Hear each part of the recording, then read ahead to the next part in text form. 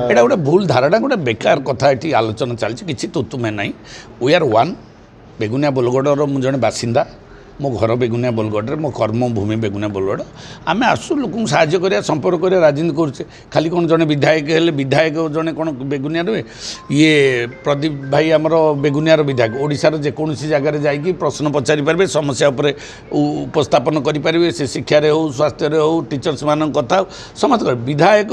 गोटे निर्वाचन मंडल represent करुच्ची but state पाई जड़े विधायक तेणुक जड़े विधायक हिसाब से सबू कार्य करेंगे एथर किसी तुतुमे माने यहाँ गोटे भूल कथा यहीटा गोटे राजनैतिक किसी जो माने सही न पारुथिया लोक मैंने एक कथा को कहते आउ ना जो मीडिया भाई मैंने आउ टे आगे अच्छा सी सोन को सहाय करी बनई चुने कि गोटे कहले टीआरपी बढ़ो से भी सी यहाँ हूँ दीटा लोकर ये कार्य हाथ अच्छी गोटे मीडिया भाई बंधु मानकर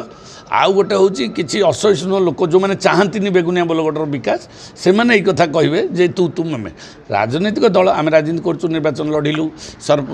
एमएलए लड़िलु एमपी लड़िलु जी जार लड़िले जितिलु जी जार जितिले गले लोक मैंडेट देले बर्तमान समय अच्छी 5 वर्ष काम करिया तो काम करिया बेले तुतुमे भाव किसी कारण नहीं आ मु निश्चित भाव ये आपण मानू क्लीयर कर दूँ कौन सी तुतुमे में नहीं वी आर वन मु भी आपण मैंने जाने मु तो आगुरी से भाई प्रतिनिधि मान सागर थी आज भी अच्छी खाली बदली जाइए स्टाम्प विधायक खोर्धा पूर्वतन विधायक बेगुनिया आउ कि बदलनी सब सेम विचार सेम सब दल दलर किसी कथा नहीं।